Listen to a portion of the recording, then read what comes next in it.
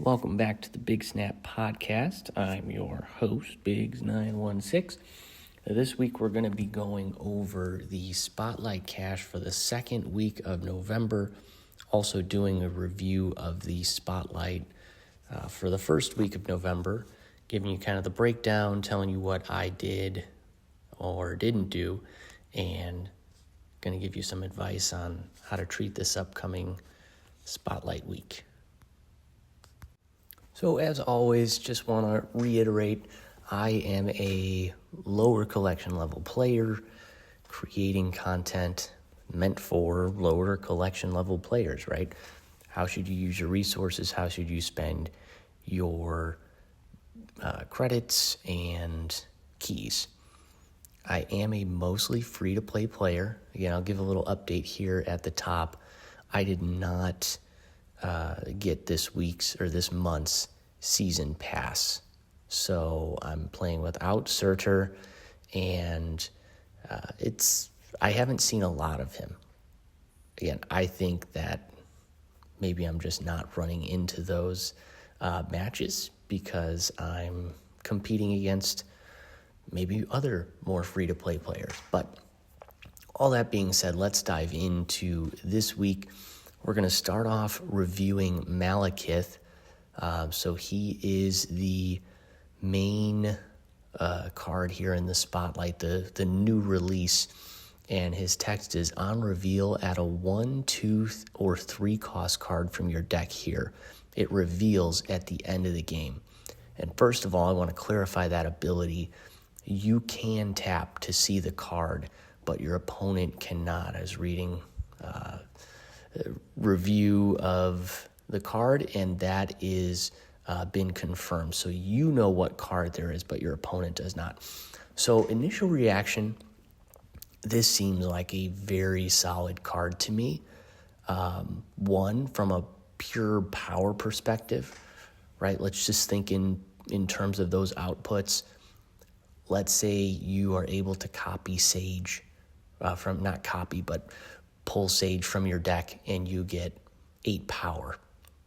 Malekith is a 4/6. So right there, you've done no extra plays, and you now have a 4/14 statted card. If you get some sort of disruption card, that could be valuable too at the very end of the game to get a Killmonger or a Shadow King after everyone's cards have revealed. So strengths-wise, I think you get outsized power, you get passive deck thinning, so you can potentially get the Iron Man or the Onslaught or whatever you wanted from your deck. Weakness, I'd say biggest weakness here is it's a 4 cost card slot, right? It's going to be in that energy range. So there's more limited room to play it. You may not play it, right, in favor of some other cards if that's what the deck is built around. But if you have that slot open, doesn't matter, right? Being picky, it does take up 2 slots in a lane. So that could be a problem from a space standpoint. Overall, it's not going to fit into every deck, but it's really hard to see what the downside would be here. If this was the only card out there this week that was worth getting, I'd say go for it. See if you can potentially get it, pull it on your first key, or maybe spend credits. I'm a little hesitant to ever spend credits on a brand new card, though. In addition, though, you have Thena as part of the Spotlight Cache, and I think this is a fairly strong card. Obviously, it fits into certain kinds of decks, but it does give you a lot in terms of outsized power for the cost at 2 cost. My goal for this week is to pull Malekith and Thena as my first 2 keys and then walk away. I'm not interested in Valentina. In fact, I would say if I can get Malekith on my first roll, I'm done. I like Thena. I think Thena's a really good card, but again, I think it fits into specific kind of decks or a specific kind of deck that I'm not necessarily playing at this point. So I'd rather save my keys. So that's it for this week. Again, my recommendation, go after Malekith. If you have Thena, if you have Valentina, like if you have all the cards that are in the cache already, hesitate. But I would say if you don't have them, hopefully you can get Malekith before your fourth card. But I think it's worthwhile to go after this card. For the review of Frigga, so I'll say not all of my weeks are going to have the reviewability of the new card because I'm not always going to get it. But I did get Frigga this week. Took me 4 keys. Unfortunately, I started off, I got Ghost Spider, then Copycat, then Red Guardian, and then finally Frigga. So at that point, it was a 1-to-1 match that I was going to get Frigga, so I spent the key to get that card. And yeah, just unfortunate, right? I think if I had gotten Red Guardian and Frigga, I might have walked away at that point. Copycat seems like a good card, but maybe not a card that I necessarily need to have at this point. But getting Ghost Spider actually worked because I mostly used Frigga in move decks, which was good because I think Frigga works well when it can copy a lower cost card that has an outsized value. So if the card costs 1 or 2 or 3 or 0, right? If you've done like a Mr. Negative thing or something, Frigga's really valuable. While I enjoyed playing the card, I do think that the card was clunky, unfortunately. I think if they were to make it a 2-1 or a 2-2 and give it an activate ability, that would be ideal.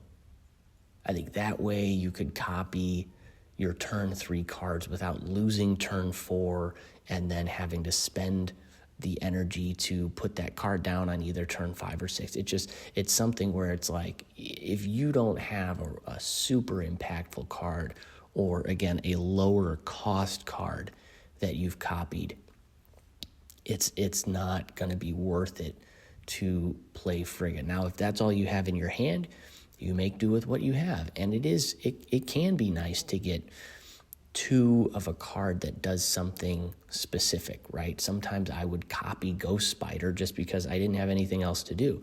It's nice to have Ghost Spider again, right? Because then you can play down another move card and pull that card over. So it can be valuable in that way. But again, I think just the turn 3, having to use it on turn 3 and then not getting the value out of it immediately is a bummer. Yeah, the good news, again, getting Red Guardian and getting Copycat kind of makes up for it. Red Guardian really puts the brakes on that Dracula discard deck. I had a lot of instant retreats from my opponents, and that's really been a deck that, given the current cards that I have, pretty powerless to stop, right? The way that deck plays out, you can stop Morbius. You can't really do anything against Meek. You can't do anything against Dracula unless you have Red Guardian. So Red Guardian played out well there. I did not yet get to playing Copycat because I was playing all those move bounties, and so mainly in that sort of a deck. But I will report back. But I think even that could be a good card to combo with Frigga potentially. Overall, I'd say if you did not get Frigga and you're like, the week is ending, I need to make a decision, I would say don't open or don't use keys or anything like that if that's the only card you're going after. But if you need Red Guardian or Copycat, I would say probably worth going for it. I could see Frigga getting potentially changed in the future. But yeah, it's only if you still need those other cards that are in the cache that I would open. And that's what I said last week. If that's what I was going to do, if it was there by itself, probably wouldn't be opening it. But that's my review. That's my opinion, my take. Tell me yours in the comments, and we'll see you on the next Big Snap podcast.